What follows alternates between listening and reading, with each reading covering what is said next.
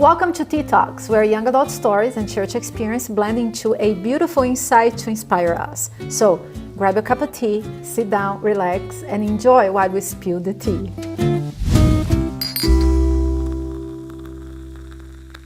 And here with me today, I have my good friend, Hannah.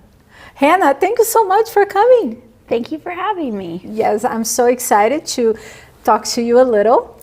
Why don't we start by getting to know you? Who is Hannah? Well, I am from North Carolina.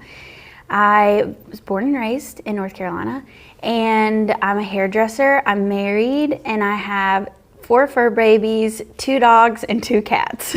A lot of fun in your house. Yes, a lot of hair. A lot of hair. As a young adult, in your opinion, and I'm getting right into it, what are the biggest challenges that young people face in today's society? I think appearance and the way they are viewed is probably one of the hardest things that young people go through. And it's so much different than it was 20, 30 years ago when we didn't have social media. Like, you just had TV, magazines, and that kind of stuff. But now your life is on show for everybody. And it's almost weird if you don't have a social media. So like suicide rates, mental health, all of that has skyrocketed in the past 20, 30 years.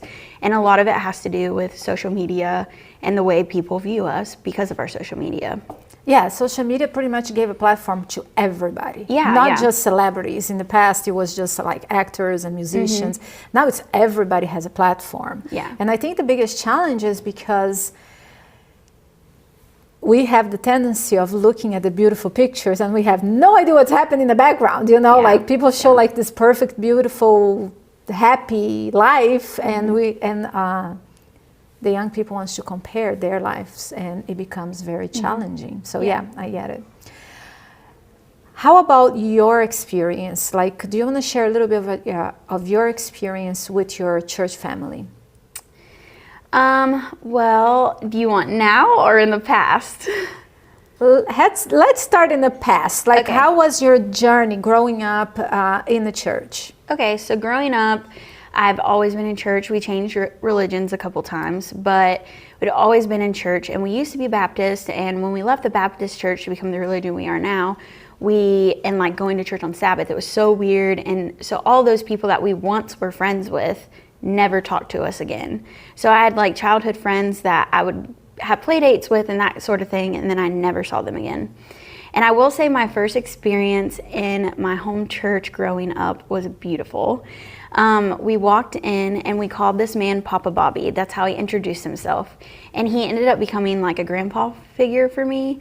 But we walked in and that was the first time in my entire life I saw Jesus in a human being. Wow. He was so welcoming, so kind to my family. And of course he had his issues. He was very like rigid and old fashioned, but he was the kindest and the most welcoming person I've ever met in my life. So it's interesting because a lot of times we feel like, okay, young people don't want to be corrected. Young people don't want anybody rigid. But what you're telling me is that even though he was rigid, he would correct. What is it that made him still be somebody that you love? Because he treated me like family regardless of the fact that as I got older, I didn't agree with everything he taught. Like, mm-hmm. He expected people to come to church dressed in the tins every single time. And I thought that was ridiculous because Jesus probably wore the same clothes every day. And he probably preached in the same clothes he wore traveling. So he probably smelled really bad and all these other things. And he insisted that you must be in a suit and tie and wear dresses down to the floor and all those kinds of things. And as I got older, I'm like, no, that's not real or relatable. But he still loved me and still guided me in my relationship with God and as a person just in life. With love. Yeah, one analogy that I learned from working in a bank was that you can't make a withdrawal unless you make a deposit, mm-hmm. right? So this is how I see this relationship. It's not that young people should never be corrected. That's a wrong view, like mm-hmm. just let them do whatever they want. But they can only be corrected if you have deposited enough love. Mm-hmm. If you deposit love, when you come to make a withdrawal, like, hey, mm-hmm. you shouldn't be behaving this way, they respect in a very different way. Yeah. Did things change? So from this place where you were with this person that you really enjoyed the relationship you had. How was your next experience with church like? So after when I turned 15, I moved out of my parents' house and I put myself through boarding school. I had a really bad home life. So I wanted to get out, and I didn't want to be emancipated and put my dad through that. So I said, I'll go to boarding school and I'll pay for it if you just let me go. And he agreed. So I went to an amazing academy in North Carolina, and I had a good church experience up until my senior year of high school. And I was talking to one of the pastors, and he was the young adult pastor for the church connected to the school. And I wanted to get baptized again. I wanted to like give my life to God, but I was in a relationship with a guy, and he knew that we were doing inappropriate things. And I was trying really hard to overcome those things and not do those things. And he said, well, what's the point in getting baptized if you're just going to do it again? And I ended up still getting baptized, but I will never forget those words. And it always made me feel like I had to be perfect to come to God and Jesus and pray. And I had to have all my ducks in a row. And that's just not the case. So then after high school, I went to college. I hated it. Left, and my high school sweetheart and I broken up. So I was heartbroken, I was devastated, and I went buck wild. Like, I went crazy. And I'd gone to church a couple times. I think I went 6 Sabbaths in a row. And it's actually the church I'm at now. There's a different pastor, but I went 6 Sabbaths in a row, and every single Sabbath he said, oh, you're new here. Welcome to the church. I'm so glad that you decided to come and visit us. And I was like, you literally said that last week and the week before. So I just stopped going to church completely, and I felt like I didn't belong there because of the life I was living. But really, I just needed someone to help save me out of the situation that I was in. Does that make sense? Yeah, no, that makes complete sense. And there are several things that we can talk about it. Like, in the situation that you were, the pastor was like, hey, I can't baptize you because I know the relationship you're having with your boyfriend is not the right one. Now you're a little bit older. How do you think that situation should be handled? Because on one side, we also, like, I'm a mom. I don't want my daughter to have relationships that I know it could hurt her. Mm-hmm. But on the other hand, it's like the way that he approached, it pushed you away. So how do you think it should be handled? I think when someone wants to be baptized, they shouldn't have to have a checklist. You don't have to have all your ducks in a row. Like when people went to John the Baptist to be baptized, he said, do you believe in Jesus and your Lord and Savior? Baptize them. He baptized them, do you want to be saved? And he baptized them, and then he said, go and sin no more. Like, go fix your life. Don't do the bad things. And I think that's what it's about. You come to Jesus all dirty and messed up, and he does all the work. No human on this earth has the right to tell you that you can't come to God because of the lifestyle you're living. You come to God, and then Jesus changes your life. And that's what he's done in my life. He's completely done a 180. I was a completely different person, and he has changed a lot of my views, a lot of my ideas, and things I used to think were fun and okay. I'm like, oh, this is why they're bad.